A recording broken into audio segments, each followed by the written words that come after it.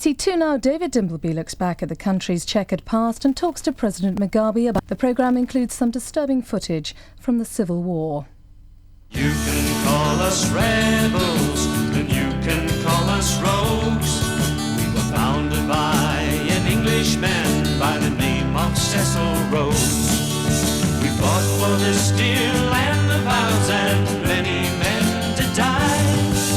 But we may have to fight again, for this is UDI.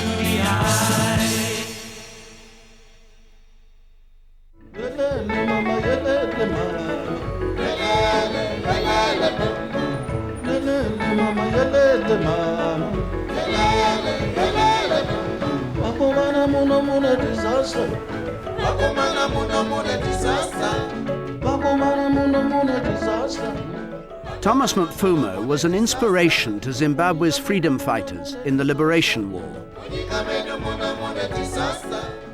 But one of his latest songs has been banned from the airwaves.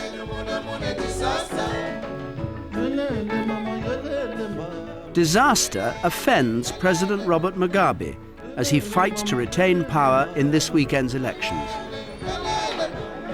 There's disaster in this country. There is no light at the end of the tunnel because we are at each other's throat, killing one another. If they want that change, it's the people themselves that are going to bring about that change. If they go out there and vote. 20 years ago, Mugabe returned to Zimbabwe in triumph, the warrior whose victory ended white rule in the last British colony in Africa. Even his old enemies were taken aback. I couldn't get over Mugabe's reasonableness, the breadth of his vision, and particularly his desire for reconciliation and keeping the white people, accepting the need for them. He said, we've got to have you. Mugabe was the epitome of a hero, of a national hero. We all respected him. In fact, at that stage, I think I would have died for the man. This weekend, Mugabe fights an election accused of conniving in violence, even murder against his opponents, in a desperate attempt to avoid defeat. We are only now beginning to be aware of the monster that he is because of this reign of terror that has been unleashed throughout the whole country. The killings, the beatings, the rapings, and all the property damages just for the sake of retaining power. In the years since independence, Mugabe has always blamed the white settlers and Britain for his country's difficulties. The legacy of colonial rule and 15 years of illegal rebellion by Ian Smith is hard to shake off. But it's also good politics to have a demon to blame for your failures. We have not stopped singing the theme of unity and the theme of love. Even the whites are free to live here, but they must change. You see, but your kind, the British kind, are very difficult to change. We rate them as the most conceited, the most arrogant, the most selfish, and the most racist in our situation. I'm not meaning you, Mr. Dimbleby, but I don't know, this is not you in person, but the ones we have here. To see Mugabe's personal transformation from freedom fighter to African tyrant, and to see the way that he has allowed this beautiful, proud, and important country in Africa to be brought to its knees, is something that I find personally really tragic. We ourselves should never, ever, as government and as party, even as individuals in the party, be seen to be acting in a racist way. Blacks against the whites. We have refused to do that. But that's exactly how you are seen at the moment. No, I'm not like that. The whites wouldn't be here if I was that. I would have been an Amin if I was racist. An Idi Amin? Yeah, Idi Amin, yes. But no, we can't do things like that.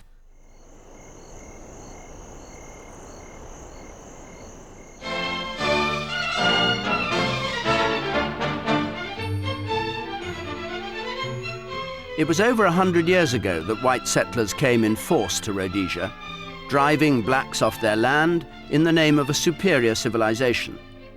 It never occurred to them that their claim might be contested.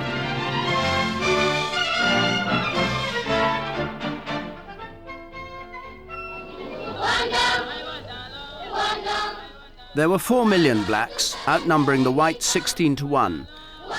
That meant 16 blacks available to act as labourers or servants for every white. Britain intended to train them up to help run the country, but the colonisers thought that this showed Britain didn't really understand Africa. Sometimes they have to be taught the most rudimentary mechanical movements. But they progress rapidly to more complicated industrial tasks. When the white man came to this country, they didn't know anything else but grass huts and grass fires. The majority of them couldn't make a wheel. The point is, the average African doesn't know what a vote is. He can't eat it, he can't sleep with it, and he can't spend it, so he's not interested. Zimbabwe must be free. Zimbabwe must be free. In the early 1960s, British colonies across Africa were winning their freedom as independent states. But in Rhodesia, with more white settlers than most, nationalism had an uphill struggle. The movement was dominated by the giant political figure of Joshua Nkomo, whose simple aim was one man, one vote. That will not stop the people, because the movement that is pushing the people is bigger than the battalion. It cannot be stopped. Impatient with the progress being made by Nkomo and his party's ZAPU, a group of more radical nationalists broke away. They set up a rival party, ZANU, committed to armed struggle. Among the defectors was Robert Mugabe. Mugabe at the time, he was a man of very few words. But when he spoke, he was a hardliner. He believed that, no, it is necessary for us to shed our blood to get our country back. Would you be ready to take power immediately? Yes, we are ready. Just now, we are ready to take power, and we feel... I was the last really to abandon Nkomo because I didn't want disunity. I wanted us, if there was any change, to have that change within ZAPU. And I was the last, and even Nkomo said, and Mugabe too, had two Mugabe. That was one of my happiest days in life, because we have this man here with us. It was Mugabe sitting on my left.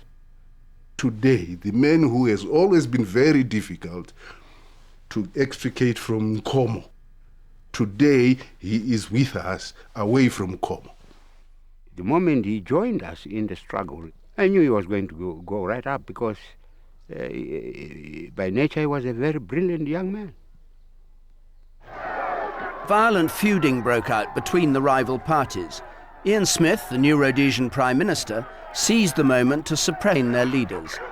I think when one realizes how irresponsible some of these leaders have been and what trouble they have brought to their own African people, that we would be failing in our duty if we did not stop this. It worked. We took them out of circulation. People began to forget about them. So it served its purpose with us. For 10 years, Nkomo and Mugabe and dozens of other leaders were imprisoned or confined to remote camps in the bush. One of them was Gonakuzingwa, near the border with Mozambique.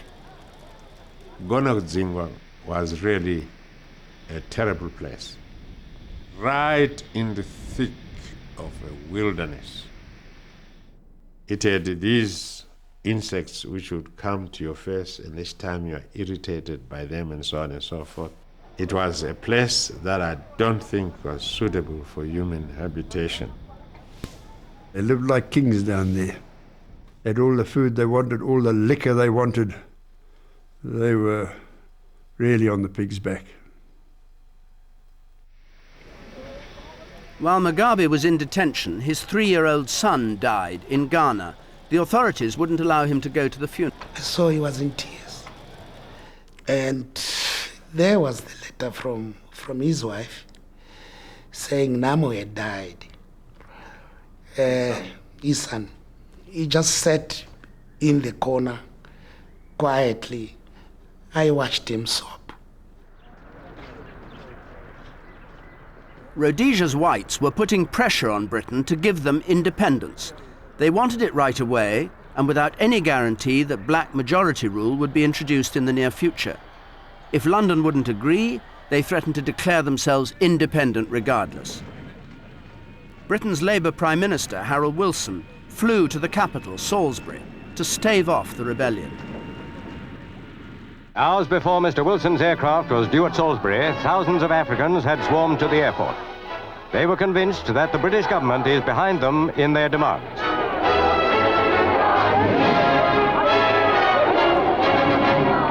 The watchword of the Africans is one man, one vote.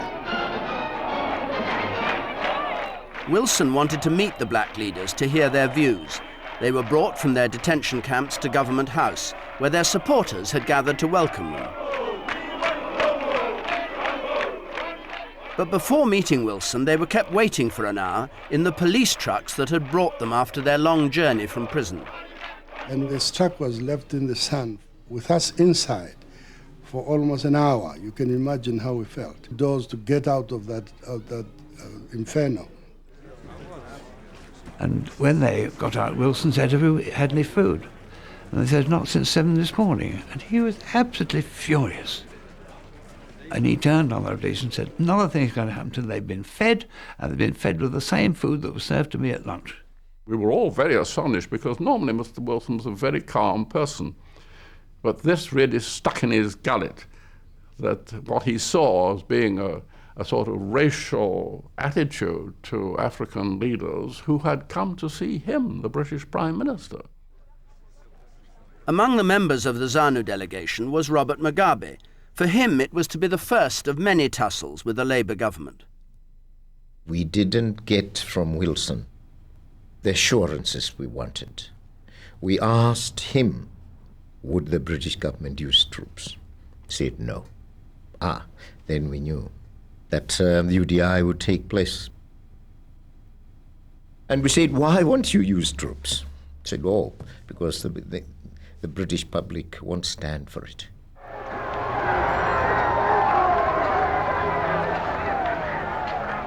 The nationalists were suspicious of the deal Wilson wanted to strike with White Rhodesia, offering the blacks gradual progress to majority rule.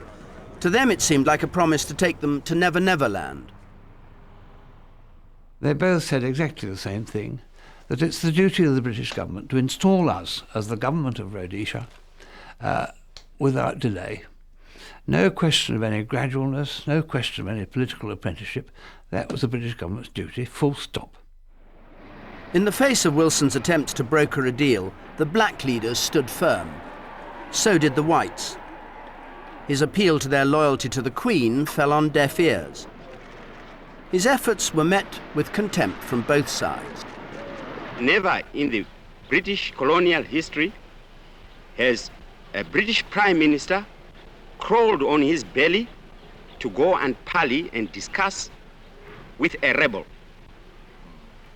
We expect nothing else from this visit except another Munich.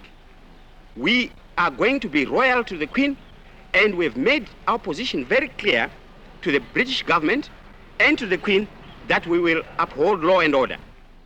After all, let's remember, Harold Wilson was the leader of the Labour Party. And the Labour Party, I don't know, you can correct me, has never won a war in Britain. It requires the Conservatives. They are the people that will rally the British if they go to war. I strongly believed that if it was a Conservative Party in London at that time running, Ian Smith would never have dared, because they were going to blood him up.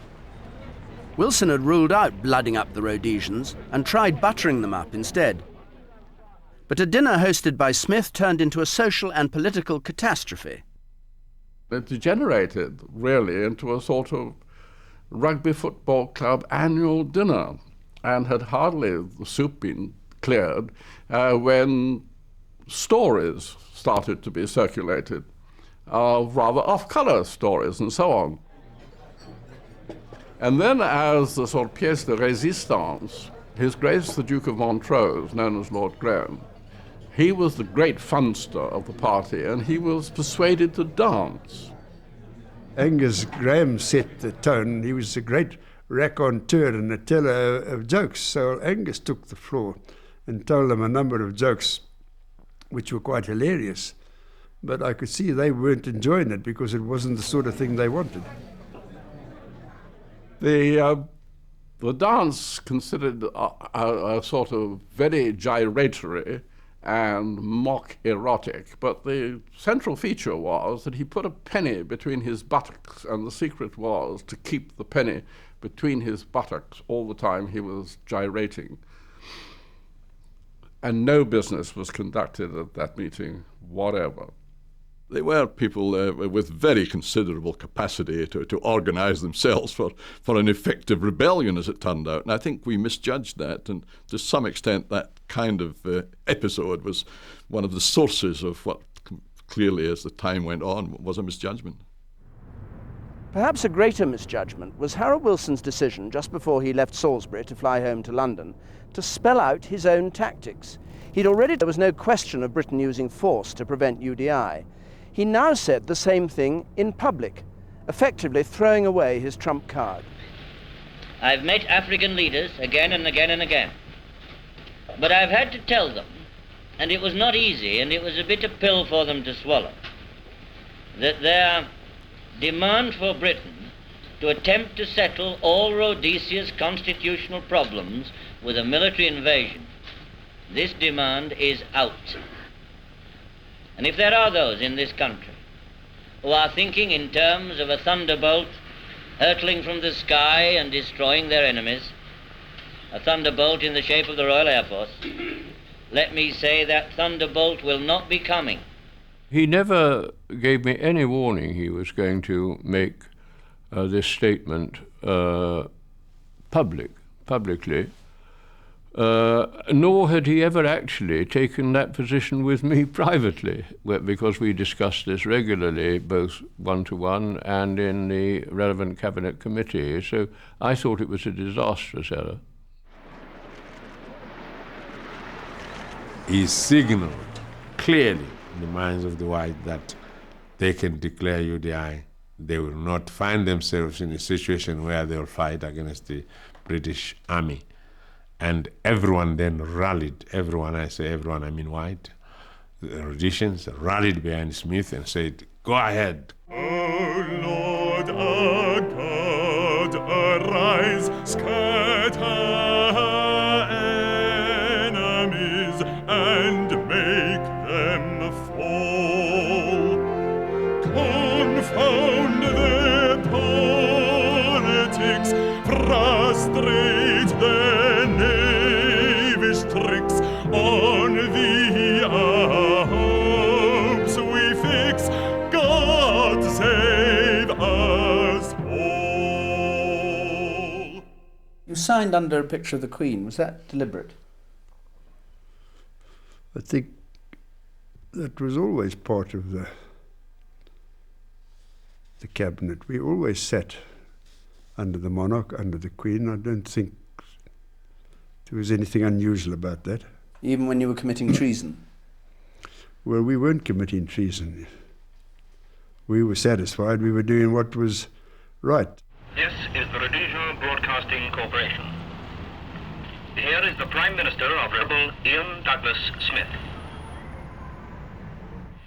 In the lives of most nations, there comes a moment when a stand has to be made for principle, whatever the consequences. This moment has come to Rhodesia. I thought he was a mad person. I thought he was working against the interest of the people he purported to be serving. I thought at that time, when time comes, the white men will go out of Rhodesia through the window because they will have no time to get to the door. We have struck a blow for the preservation of justice, civilization, and Christianity. And in the spirit of this belief, we have this day assumed our sovereign independence. God bless you all. We wondered, why should our people not react to UDI by way of protests and demonstrations and strikes? There we were in prison, and the people were leaderless, and there was nobody to organize them.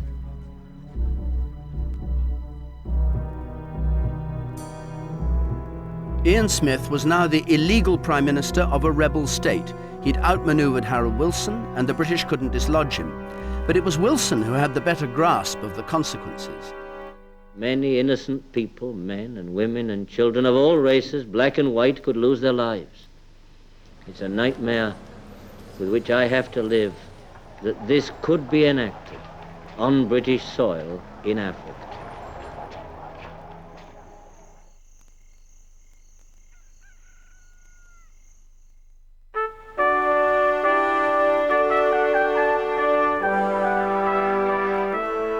A year later, Harold Wilson tried to heal the breach.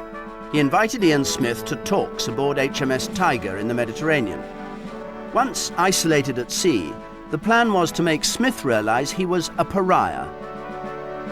The Prime Minister had the Admiral's cabin, the Governor had the Captain's cabin, and both those had large day cabins. And that meant a big bedroom, as would be described in a house, and a big sitting room and a bathroom. Ian Smith was to be given a very small sleeping cabin, perhaps 9 foot by 6 foot, with just room for a bunk. He'd sort of put us into the second-class quarters, that kind of thing. It didn't worry me. Where in the name of heaven does it worry me? I had a bed and I slept. But he had better quarters, sure. I think there was a consistent attempt to perhaps to demoralize them a bit.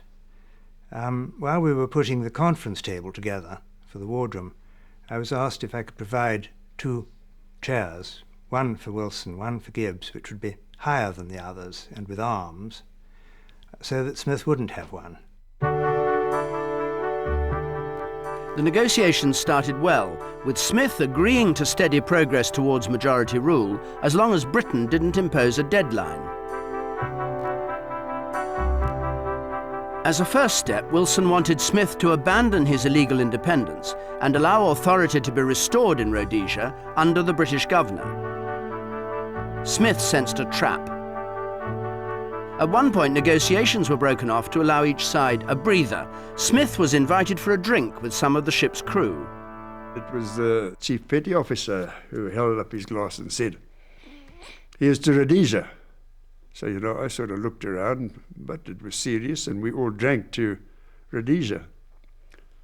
And he then said this to me, and it's still very clear in my mind. He said, "You look surprised. You don't have to be surprised. Yet I want to tell you that the complement of this ship is, whatever it was it 678, some such number as that?" He said, "I want to tell you that 676 are behind you. The other 2 buggers have gone overboard long ago." Those are the very words that he used to me. Before disembarking from Tiger, Smith put his signature to a document. Not an agreement, but a record of the discussions that had taken place.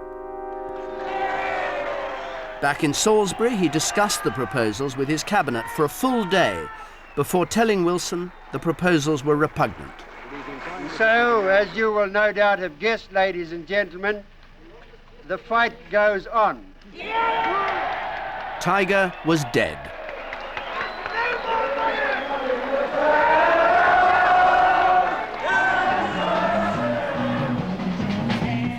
The whites revelled in their new status. As long as their neighbours in South Africa kept them supplied with oil, they believed they could defy the rest of the world. If the weeks of independence could be turned into months, and the months into years, perhaps one day they'd be accepted.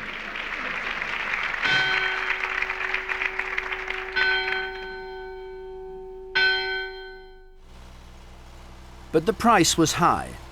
3 years after UDI, I met Mark Foster, a tobacco farmer. He couldn't sell his crop because of sanctions, and both he and his workforce were at a standstill. Are all these houses, it's all people who work for you? Yes. The village wasn't here when you came to the farm? There was nothing here at all.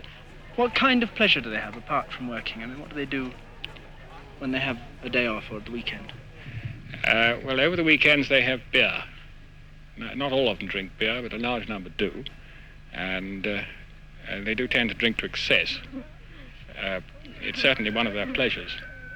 The living conditions here look very primitive to an outsider.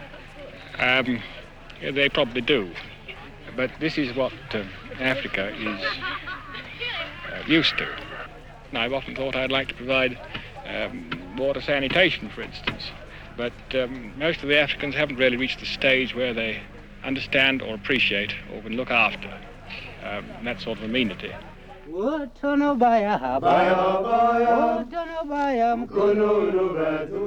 Within 6 months of UDI, black nationalists, trained as guerrilla fighters in neighbouring countries, were mounting their first raids into Rhodesia.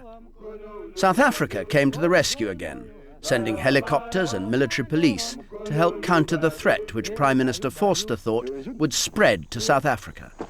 Good morning, freedom fighters. Good morning, Commissar. Here are the news. Forster wasn't sentimental about Rhodesia. He helped when it suited him.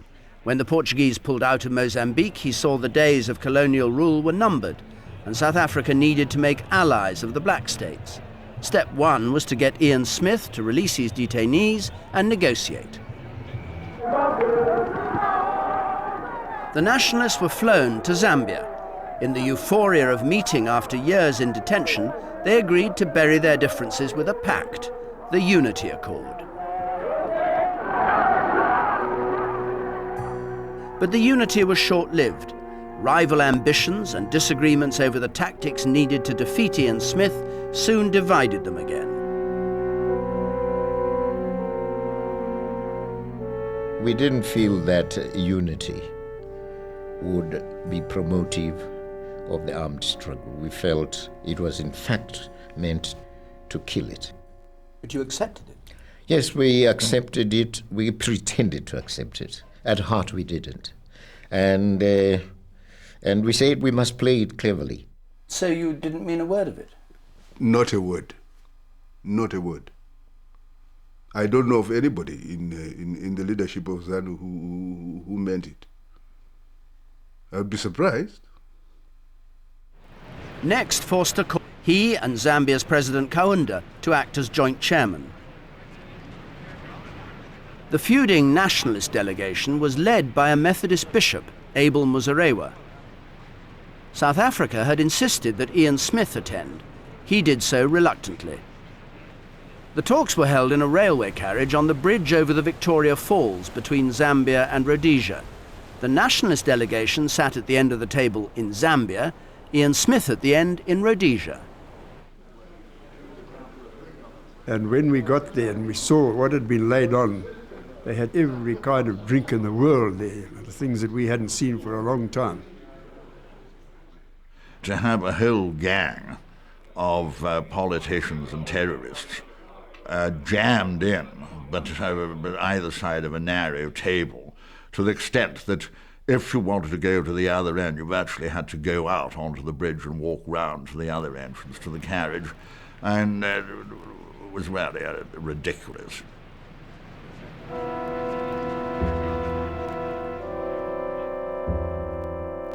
Black and white had never been physically closer, but there was no meeting of minds. Kaunda and Forster had to accept that their initiative for bringing peace had failed. Ian Smith told the nationalists that in his view the discussions were going nowhere. Yeah, they were quite happy. They said, let's call it off.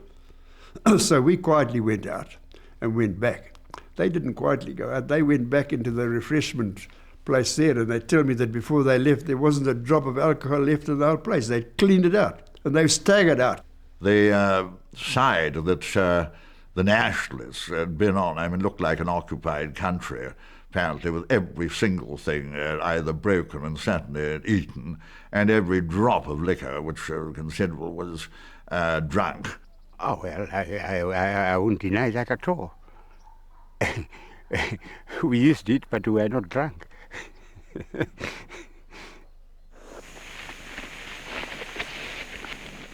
After the failure of the talks, the guerrilla war intensified. Smith's security forces were overstretched. South Africa was still trying to push Smith to do a deal, and it had withdrawn military support. Even the supply of ammunition was restricted. Privately, Ian Smith was under great pressure. Publicly, he toughed it out.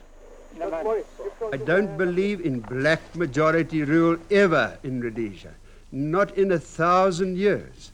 I repeat, I believe in black and whites working together. If one day it's white and the next day it is black, I believe we will have failed, and I think it will be a disaster for Rhodesia. In an unlikely move, Forster now collaborated with Henry Kissinger, the United States Secretary of State, to seek a settlement. Both thought it could stop the spread of communism in Africa. Kissinger simply told Smith the game was up. He turned round to Ian Smith at one period of time and he said, "Mr. Prime Minister, this is the first time in my career that I've had to ask anyone to commit political suicide." Returning to Salisbury after the talks, a chastened Smith showed the strain. I can remember flying back from Pretoria, and the body language of our Prime Minister I shall never forget. I think he'd had an awful lot of pressure put on him. He looked like a chap who'd been 15 rounds in the ring. Only 6 months after boasting there'd been no black rule for 1,000 years, Smith made a dramatic concession. Number one, Rhodesia agrees to majority rule within 2 years. 2. The fatal words were out. There could be no going back. Regrettably, however, we were not able to make our views prevail. Good night, and may God be with you all during these trying times. I was sad, sure. But I tried to contain that and keep it to myself, because obviously if my Rhodesian people thought I was upset and emotional, then I think it would have had an unfair effect on them.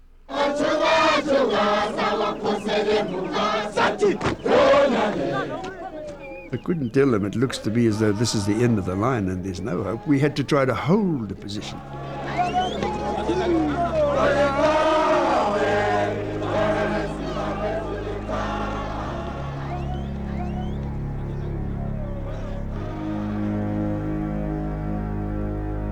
Don't pull the trigger yet until Daddy tells you. Hold it nicely.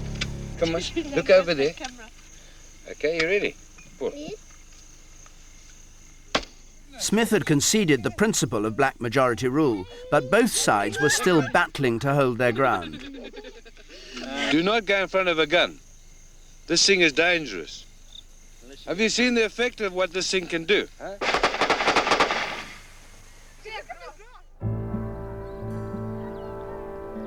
As long as the nationalists refused to settle on Smith's terms, they were his enemy. Just across the Rhodesian border in Mozambique, you can still see evidence of the ferocity of the battle. Here, white Rhodesia showed its determination to hold the line. On a bend in the near Dzonia River, now overgrown with trees and thorn, are what look like crumbling concrete bunkers.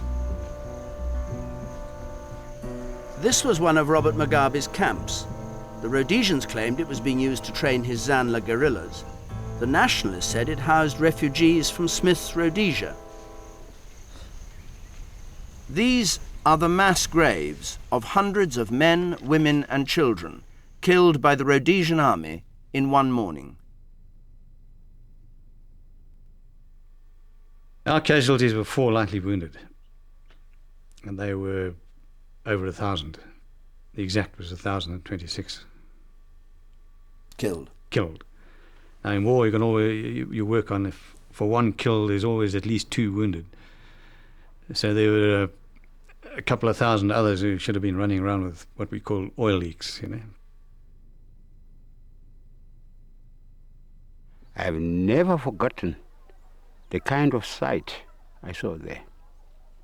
I think they must have emptied some tons of ammunition, judging by the shells that gathered that almost half an acre or more of a camp, empty shells. It was really a massacre. It was a good hit. And it certainly put Zandler back a long, long way. The near Dzonia raid was followed by devastating assaults on other guerrilla bases. They tested the resilience of Mugabe's forces to the limit.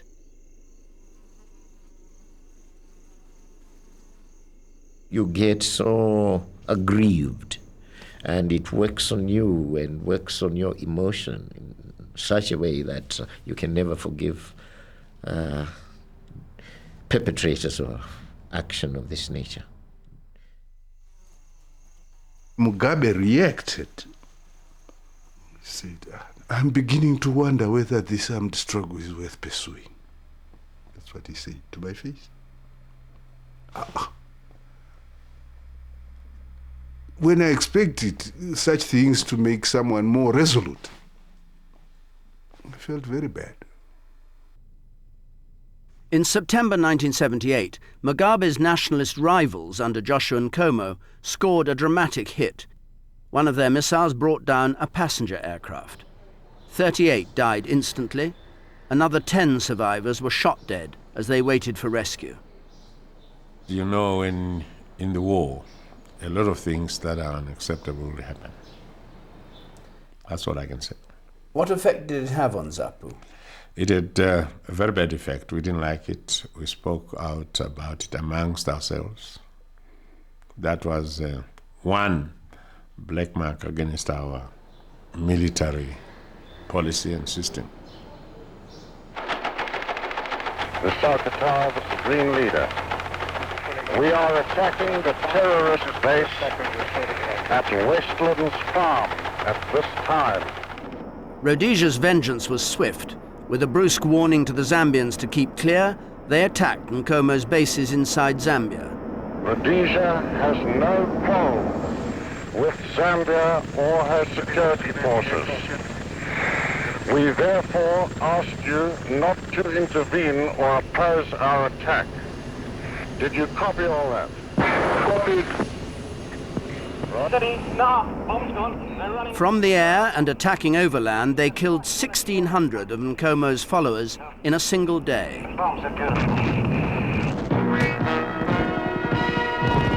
Most of the terrorists wore some kind of uniform. Some were caught washing in the river.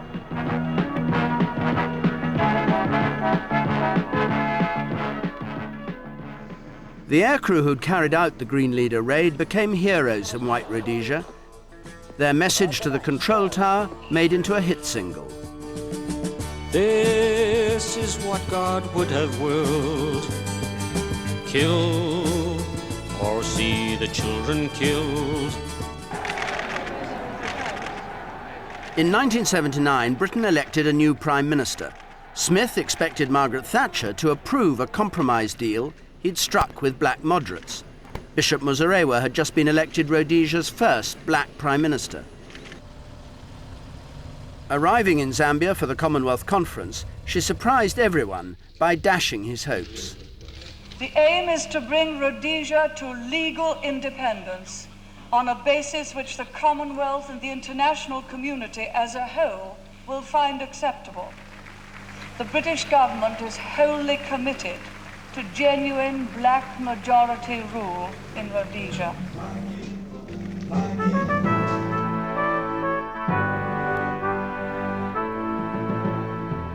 The grandiose setting of Lancaster House in London was chosen as the scene for the next act in the drama. Britain invited all the main players to attend. The Foreign Secretary, Lord Carrington, was determined to see the conference resolve the crisis. Everybody wanted it. Of course, they all thought that their particular side would win. The one person who didn't want it was Mugabe. I didn't believe that Lancaster was going to yield anything, to tell you the truth. And of course, we didn't want Lancaster anyway. We wanted to continue with our fighting. The man awaited with most trepidation in London was not Mugabe, but the commander of his guerrilla forces, General Tongagara. Smith is our great teacher because all the attacks he has made on us has improved our tactics. He was quite a revelation when he came to London. Tall, strapping man with a lively sense of humour, big personality. And on the very opening day of the negotiations, we adjourned to coffee into one of the grand, gilded rooms of Lancaster House, and each delegation stood in its own corner and eyed each other very suspiciously. And you know, it was Tongagara who broke the ice. He put down his cup and saucer, strode across to the White Rhodesians and walked up to Ian Smith and said, "You won't remember me, but I was a small boy playing on your farm while my mother was a labourer." I looked at him and I said, "Who are you?" He said, "Tongagara." Josiah Tongagara. He did say that he'd never forgotten how kind my mother had been to him, because evidently she used to give them sweets and odd things like that. Encouraged by the atmosphere of the talks, the British tried to get agreement on a new constitution which would give genuine black rule. But the conference nearly broke down over who would own the land. Mugabe and Nkomo wanted the land taken by the whites to be returned to black ownership. Britain insisted it could only be done if the transfer was voluntary and the full market price paid. Only the moderate blacks, led by Muzorewa, accepted the idea. We were fed up with them because they were just saying yes, yes, yes, yes.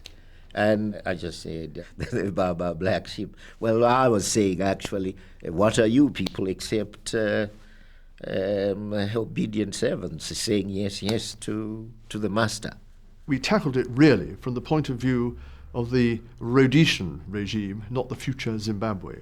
The real concern at the beginning was to offer guarantees, assurances, protection to the white farmers. Mugabe and Nkomo, now allies again, refused to accept the deal. To break the deadlock, Carrington now said Britain would help pay for land redistribution as long as the whites weren't coerced. The exact terms of his offer are still in dispute between Zimbabwe and Britain today. Sugar the pill about land. It was necessary to say that in certain circumstances, such as the willing buyer, willing seller, we would be prepared to provide some money to help them. And the Americans came in and said they would do the same.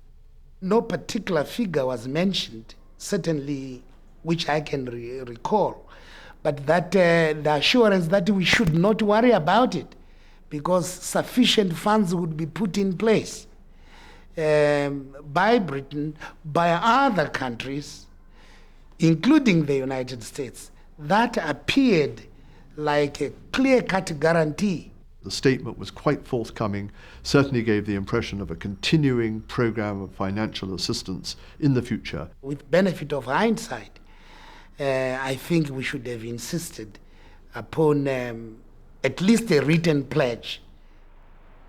The black governments of the countries bordering Rhodesia were weary of the war. They told the Patriotic Front to agree the land deal or be thrown out of their bases. The terms of the ceasefire now had to be hammered out. It meant winning the backing of the Rhodesian commander, General Walls. The plan was for the guerrilla forces to move to assembly areas inside Rhodesia. Walls feared Mugabe's men would have a free rein to intimidate voters in the forthcoming elections, and that Britain might not intervene. A private meeting with Mrs. Thatcher reassured him. She said she didn't want a Marxist government. She regarded Mugabe as Marxist. She didn't want terrorists to get there by terrorism and intimidation. She said, if you think it necessary, you can appeal to me direct, and I'm giving you that right of access. So I said that if we thought it was worthwhile trusting anybody, perhaps we could trust her. She'd given her word. The other key part of the plan was that a British governor should be sent to take over the administration of Rhodesia. He'd supervise the ceasefire and see that proper elections were held. But first, the newly elected Prime Minister had to be persuaded to stand down. Was it a difficult decision? It was a difficult decision, and a lot of people, including my members of cabinet, didn't like that. It wasn't nearly as difficult as it ought to have been from his point of view. Hang on, it wasn't. Sorry, you've lost me. It wasn't as difficult as it ought to have been. Well, from his point of view, if he would have said no.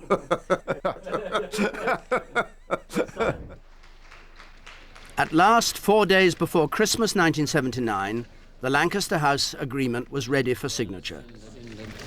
Do you understand what we could do? Yeah. It's the least we can do. Beautiful.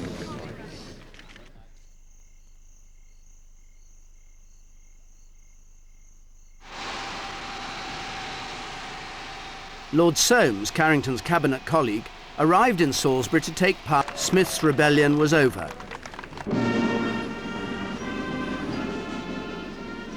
But there were 10 anxious weeks to go before the general election.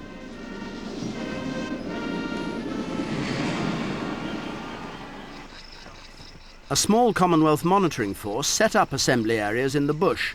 Into these came thousands of fully armed guerrilla soldiers, suspicious and sometimes hostile. Soames said he was walking on eggshells. The Rhodesian army ignored the ceasefire agreement. Instead of staying in barracks, they roamed at will, and the governor could do nothing. Just explain to me who you were meant to be reporting to, because in some ways it seems as if you weren't reporting to anybody. My conscience. The governor, theoretically, yes. When he didn't tell me to do what I knew needed doing, I did it anyway. And then he would have to condone that and make it look as if I'd acted on his instructions. With Lancaster House behind him, Mugabe once again split from Nkomo and decided to go for all-out victory in the election for ZANU. The British assumed an anti-Mugabe coalition of Nkomo, Muzorewa and Smith would carry the day. But as always in Zimbabwe's elections, there were reports of intimidation in rural areas, much of it coming from ZANLA, Mugabe's military wing. Chieftains or headmen who opposed ZANLA were taken out and shot. And that continued, and one of Nkomo's candidates was last seen having live coals forced down his throat. I don't think our people were intimidating the voters as such. But of course, you know, where people are still confronting each other, as it were, you can't do away with some measure of, strong action. Nkomo and the Foreign Office asked Soames to disqualify Mugabe's party. He refused. In his view, a peaceful transition meant everyone had to take part in the election, even if it meant turning a blind eye to some of the campaign tactics. This is Africa. This isn't little Puddleton in the marsh. And they behave differently, and they think nothing of sticking tin poles up each other's whatnot, and doing filthy, beastly things to each other. It does happen, I'm afraid. As election day approached, one of the governor's staff asked Mugabe how many of the 80 black seats he expected to win. He said without any hesitation, 56. And I was quite taken aback by A, the precision of this, and B, the large number. And I said, how can you be so sure about the number, and why is it so large? And I think he thought I was politically very naive. He said, because I've got cells in all those areas, and I control them, so that's what I will win. Well, I shot back into the governor's office and said, do you know what Robert Mugabe's just told me? And I think it was at that point we suddenly realised that we were not going to be talking about coalitions anymore. Robert Mugabe would be forming a government, and that was the plan from there on. Soames now made a critical decision. He called Mugabe in, said he accepted he was going to win, and that they should work together. Meeting, and they had a very cordial and clear understanding after that, that provided the level of intimidation was at a minimal level, then the election would go ahead, Mugabe would run in that election, and the governor would not ban him from the election. The British kept this understanding with Mugabe secret. Publicly, they kept up the pretense that decide to ban his party. In a way, we were playing a confidence trick on the white military, the white population as a whole. We were playing it for good, and but nevertheless, we were in fact representing to them that the level of intimidation was not such as to distort the electoral results. Ian Smith knew he'd won all the seats reserved for whites, but the black count had not yet begun. General Walls was reassuring him about the outcome. His military intelligence was predicting victory for the moderate Bishop Muzarewa. Smith wasn't so sure and challenged Walls to his face. What is your contingency plan for this assessment you've just given me, proving to be wrong, and Mugabe wins? So I had cornered Walls. He then had to answer. And he simply said, "We will not allow it." The Rhodesian army had tried to engineer Mugabe's exclusion. They blamed him for the bombing of churches in Salisbury, which they'd carried out, and they tried to assassinate him. Walls now played his trump card. He would be true to the promise that he thought she'd made. I sent a signal to Mrs. Thatcher. I urged her to cancel the election, let stability be restored and so on, and then to have another election which would be free and fair. You see, the picture about me was that picture of a real terrorist, vicious man who, if he got a white man near, would cut his throat. Mrs. Thatcher's reply to Walls came through official channels. It simply informed him that the Prime Minister saw no reason to intervene. He felt betrayed. She said, "You will have access to me like one of my generals, like the Chief of the General Staff, face to face, you to me, me to you." It didn't happen. So her word was worth nothing. In desperation, Walls decided to put into action his secret plan to prevent Mugabe coming to power.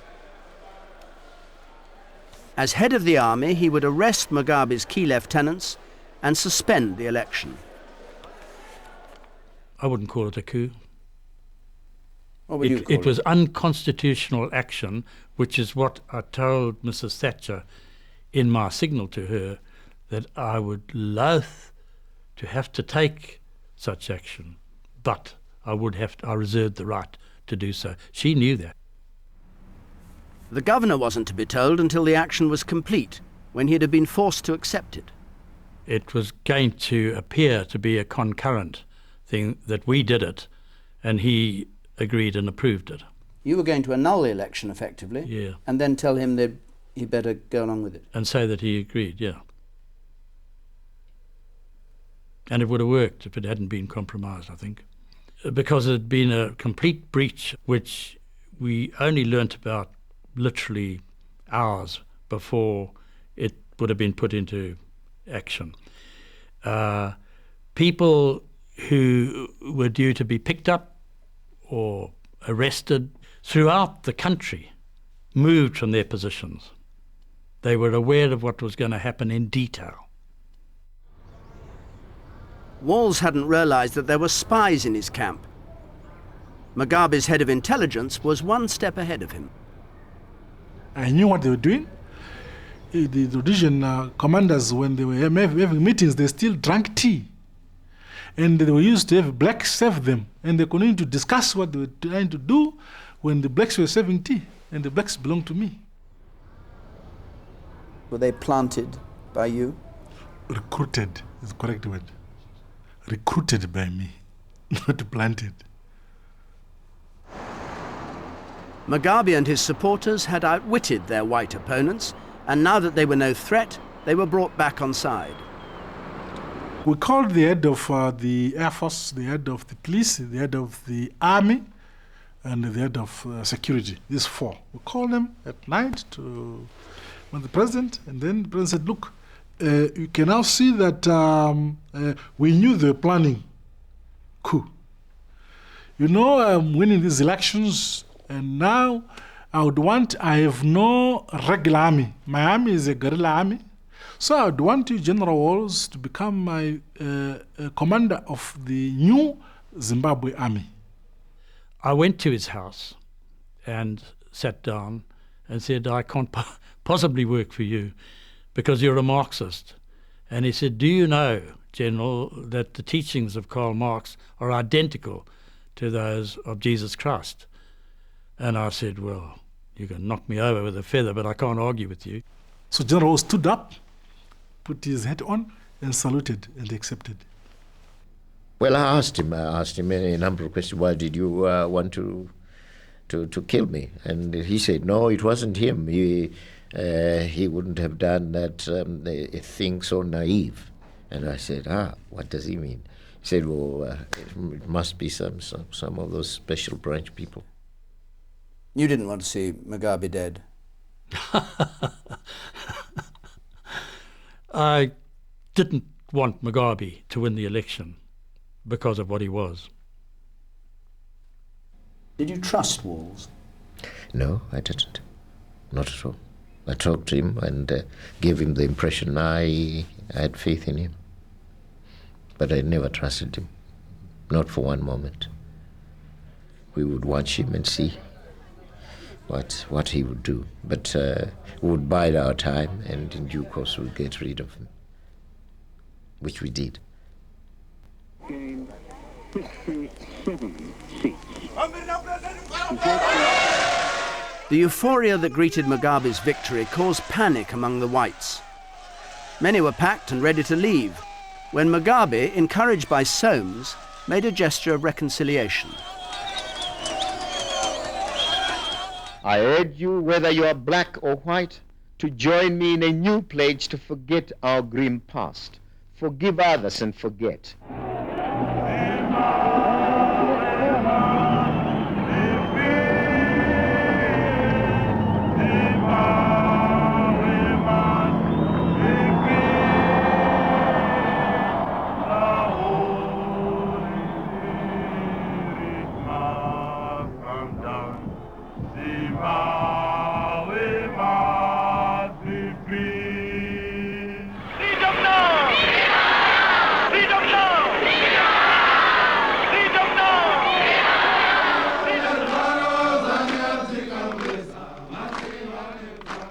Zimbabwe's independence started well. Mugabe's and Nkomo's fighters were merged with the Rhodesian forces into a new national army, and Nkomo joined a coalition government. But some of his men went back into the bush to fight on. Secret arms dumps were discovered in the ZAPU stronghold of Matabeleland. Nkomo denied any knowledge of them. The fact that we have not arrested him is purely out of deference to him, that he's old, he has played that part in the past in the revolution. We would have picked him a long time ago without any qualms. But Mugabe sent his crack new force into Matabeleland, the 5th Brigade, trained by the North Koreans. Officially, their role was to seek out the armed dissidents. In reality, they terrorized whole villages in an attempt to destroy ZAPU's power base.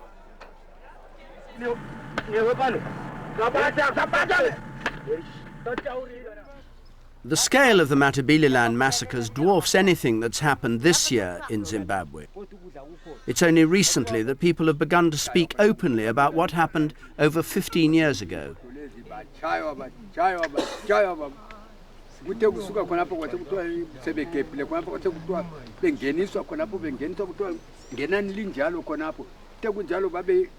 ducula belokho benjalo khona khona yikho kuthe beqeda khona phakathi kuthiwa gqibela nini sasesigqibela ngezandla phangisa nini masiyane sagqibela wakhupha isithupha wakhupha iwatshi wangiqhubela wangena egodini phongo ukubulawa kodwa singakwazi ukuthi kwenzelwane lapha kwagcwala igodi ngabe lathi sangena phakathi egodini kwasuka kwagcwala igodi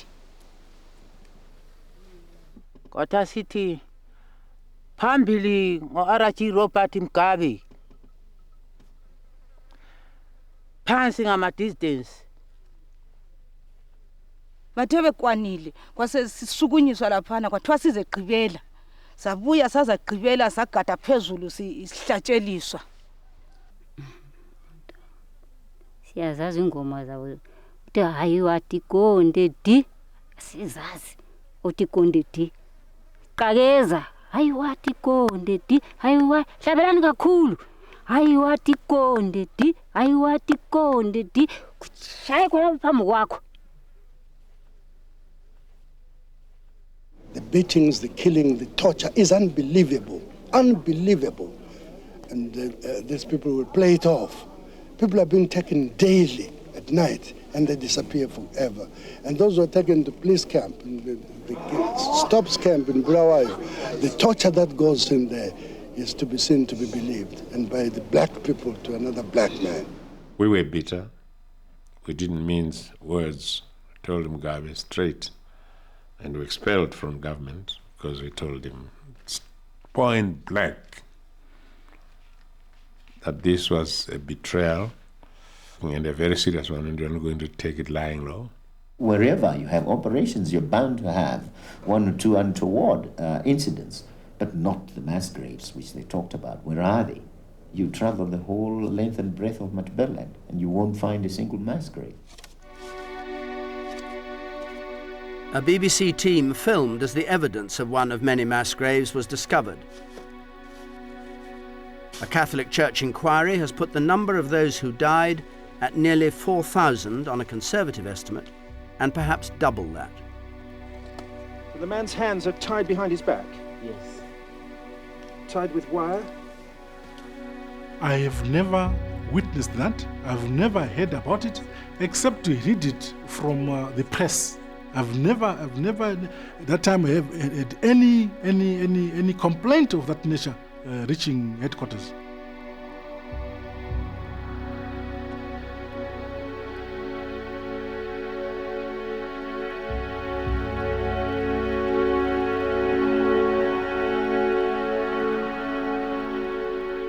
Even to this day, I don't believe that it was just the 5th Brigade which operated and is now being accused of the atrocities. I don't think they're the only ones who stand accused if accusations are sustainable.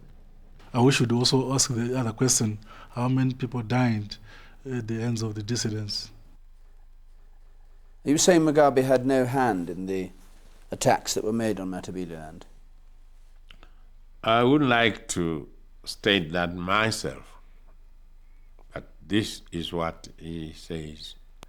This was just something that was done by junior officers. He had no hand in it, and we took it for his word. But I wouldn't say myself that he had no hand in it, because I don't know. Mugabe's troops led an attack on Nkomo's house in Bulawayo. They shot his driver and 2 others. Nkomo narrowly escaped. In fear of his life, the father figure of the liberation struggle fled the independent Zimbabwe he had helped create. Government ministers and Mugabe supporters now spoke of a final solution to the Nkomo problem: the liquidation of ZAPU. Nkomo must be out. He must die in exile. Die in exile? In exile. We don't see him in Zimbabwe anymore. Nkomo is an enemy to all the people. He must be hanged. Hanged? Yeah. Why do you say that? He's disturbing the country. We will order Mugabe. We are going to order Mugabe to declare one-party state. Mugabe needed no encouragement. A one-party state had always been his ambition. One-party state. The dissident party and its dissident father are both destined not only for rejection, but for utter destruction as well.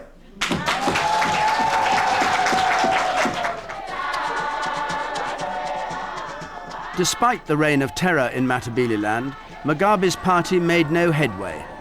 As his opponents hope to demonstrate this weekend, intimidation can be counterproductive.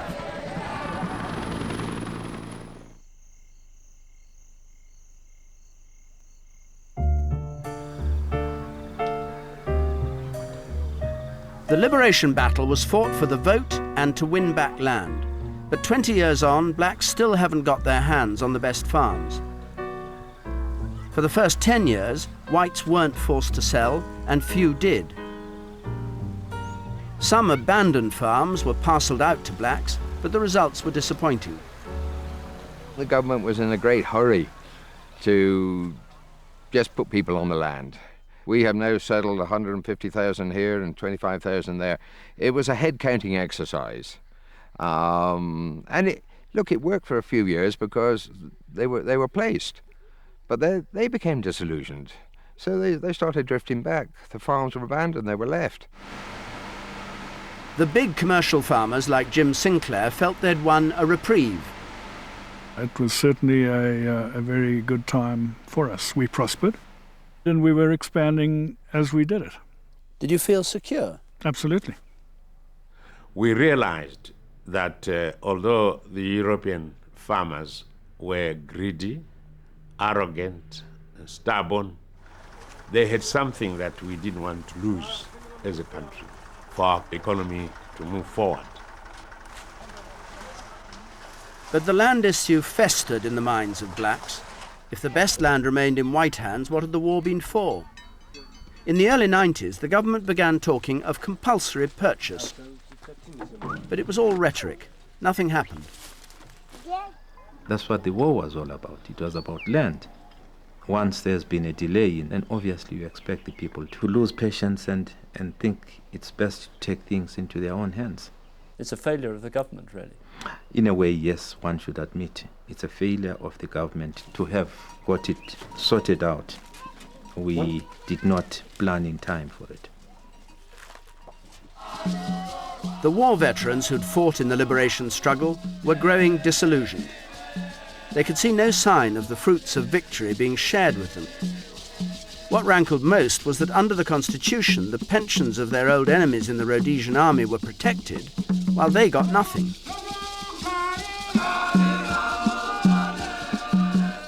Three years ago, they summoned the courage to confront Mugabe in person.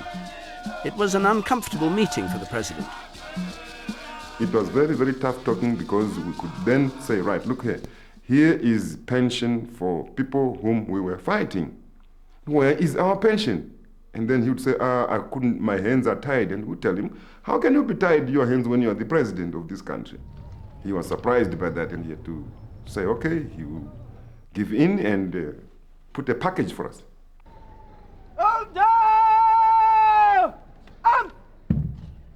The war veterans now demanded that Mugabe honour their war aims by starting serious land reform.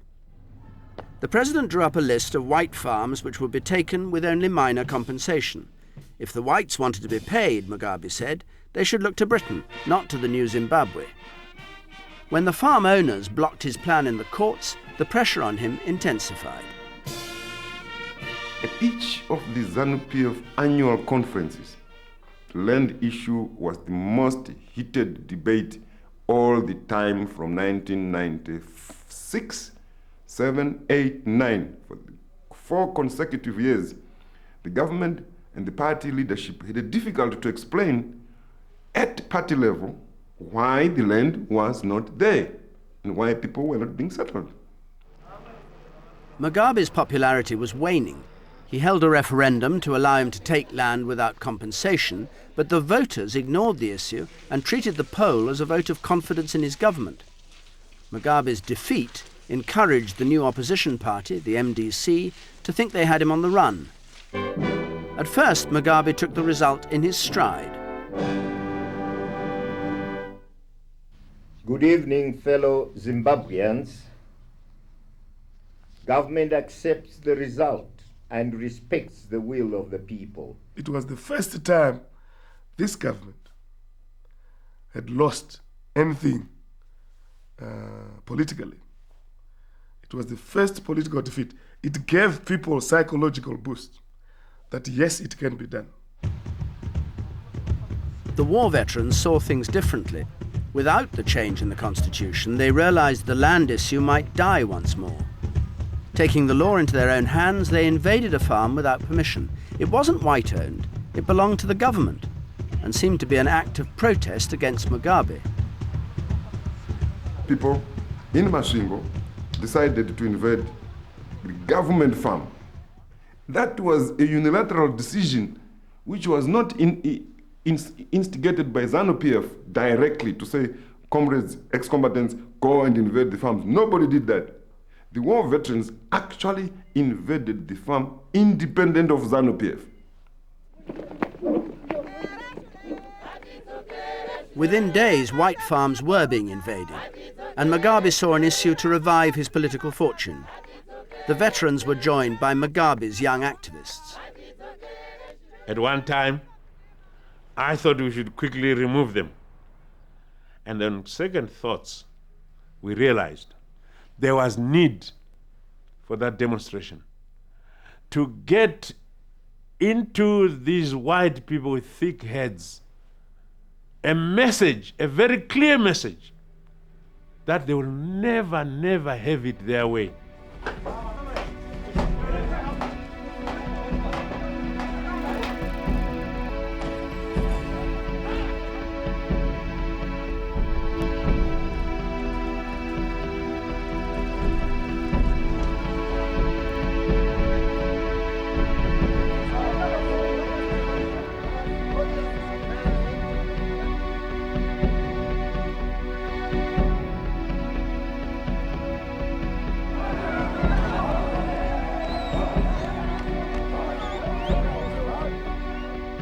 Said, I'm not going to kill you. I said goodbye to my wife. How do you react when you see those pictures? Well, yes, they may be horrifying, but worse could have happened, and worse can still happen. I feel he could stop it. I think he's the only person that can stop it.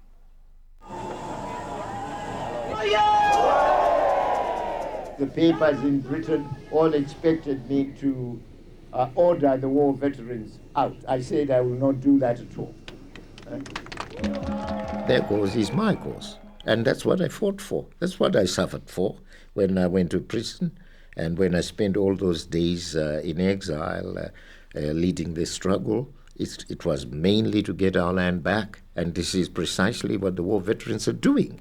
And so I mustn't be seen as negating myself.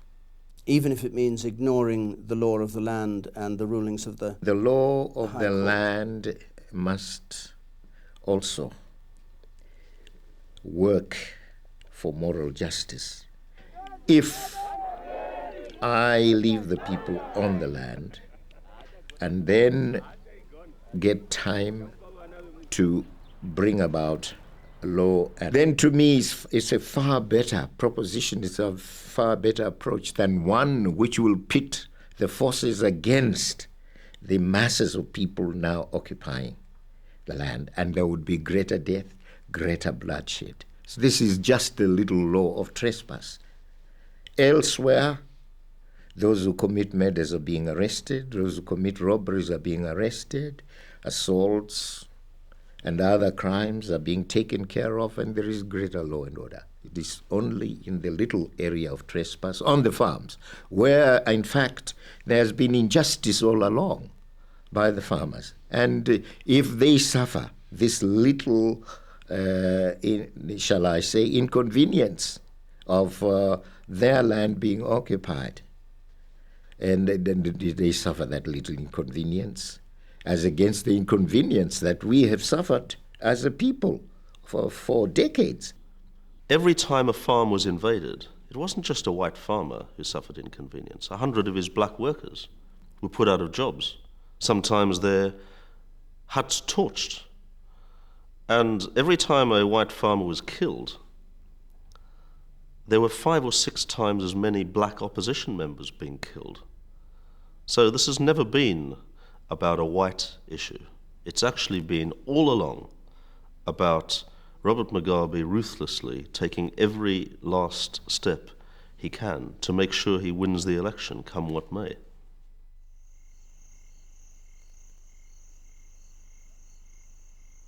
Nine years after Zimbabwe's independence had been thrashed out at Lancaster House, Margaret Thatcher came to inspect her handiwork.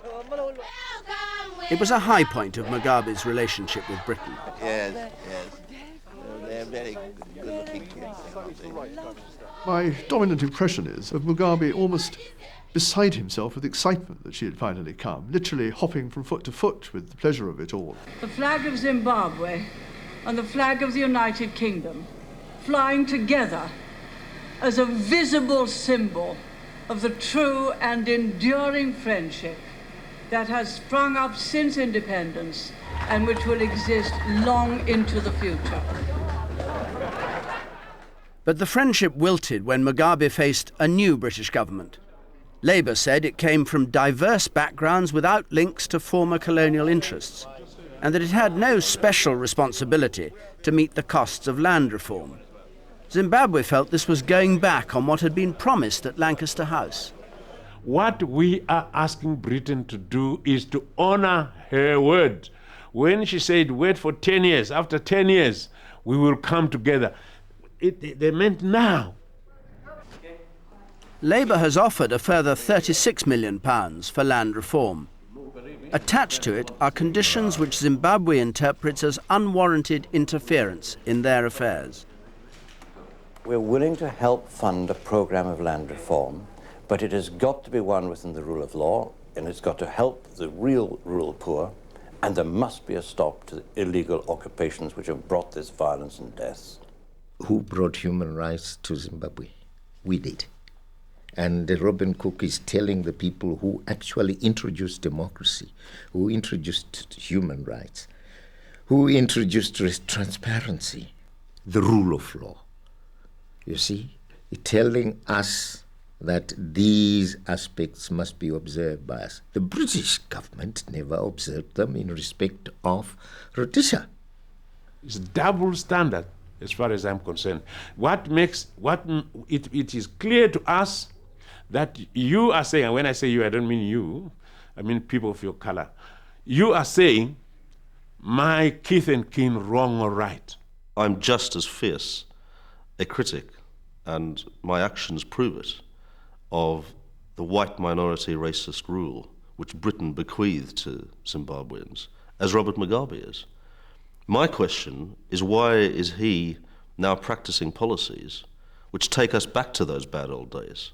Isn't it reasonable between two sovereign nations that one should say we'll give the money on certain conditions? Yeah, but one shouldn't talk from the top of the hill and looking down on another country it believes to be down the hill, and therefore talking down to it. Mrs. Thatcher never made a U-turn,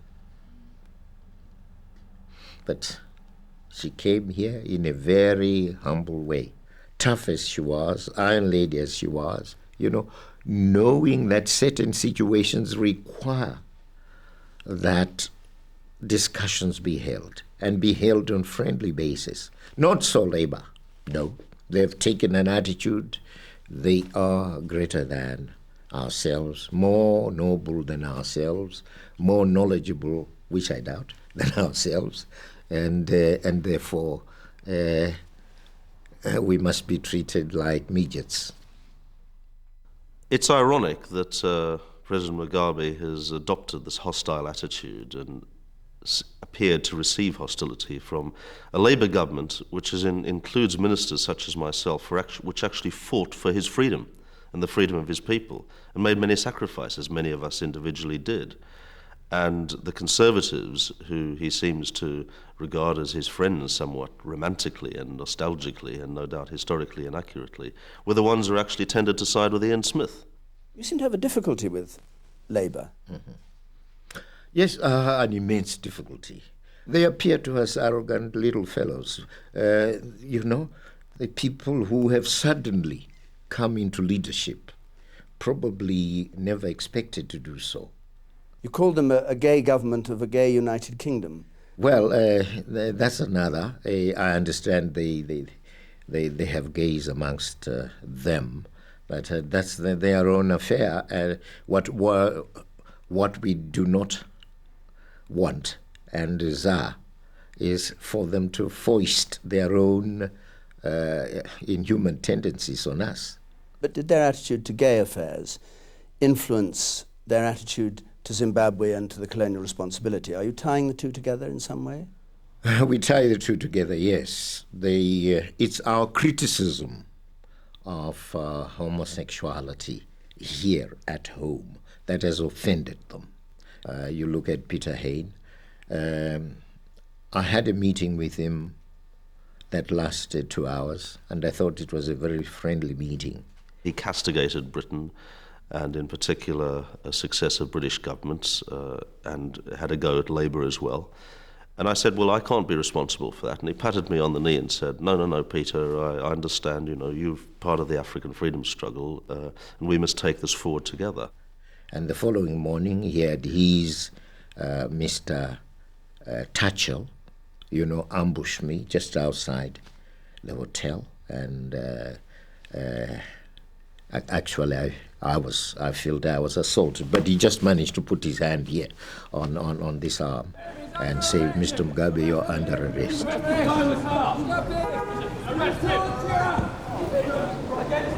No! Arrest him!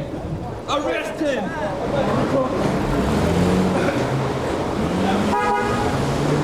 I've asked you, officer, to arrest President Mugabe. It's extraordinary that an otherwise unimportant demonstration, right out of the blue, turned President Mugabe, who has a great antagonism to homosexuality, a personal phobia, turned him into somebody who was acting completely irrationally and destroyed all that we'd achieved the night before. I don't want to bring Blair into this, but I know Peter Hain is reputed to be gay and to be wife of Tatchell. That's what the papers say. And so if the following morning the husband ambushed me, and the previous night I'd had discussion with the wife, so the conclusion I get to is that the two had discussed it the night before. That's the kind of nonsense that, unfortunately, only President Mugabe, in his state of mind and his attitude to life, could utter or remotely believe. There's not a shred of truth in it. It's, I'm afraid, you can only laugh at it, except that the implications and the consequences were so serious.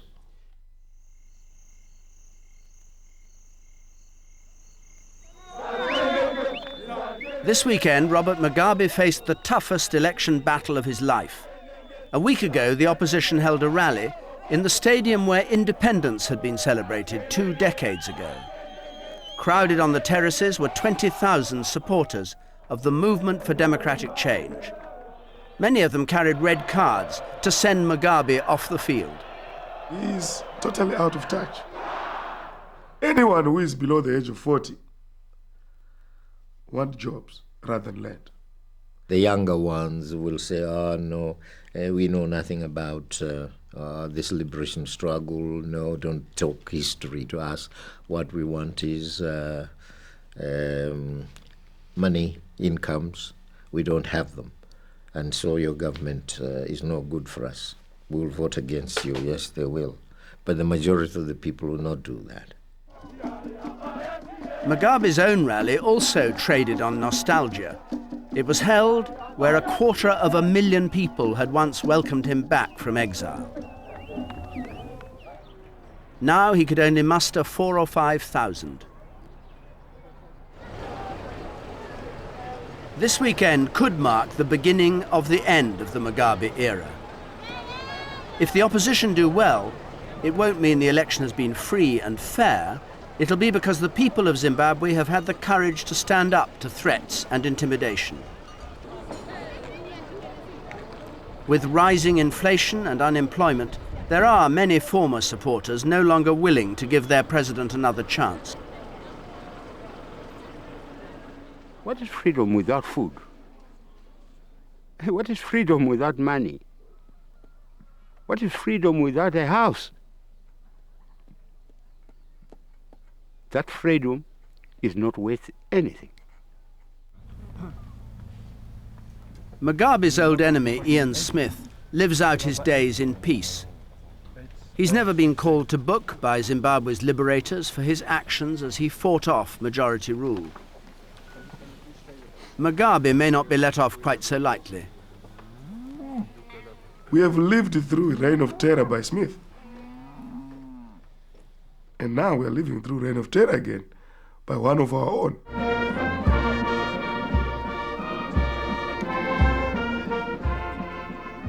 There was a time when there was a chance of honorable exit. Now, after these atrocities, he has closed the door to the national goodwill for that honorable exit. He will have to answer for these atrocities.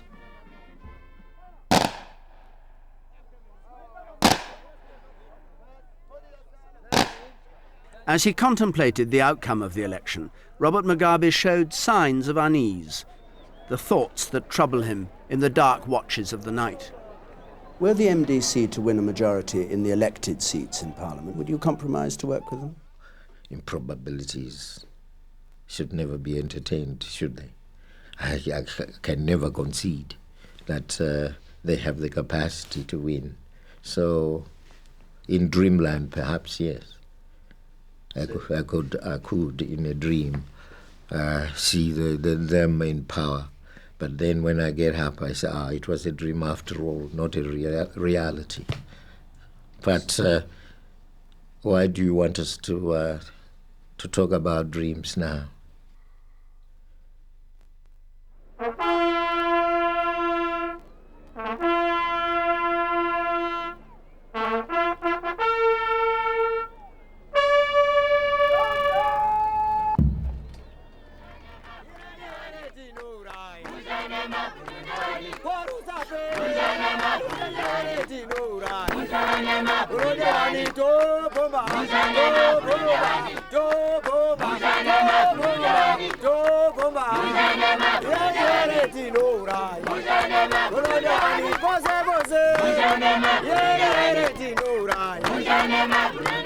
Don't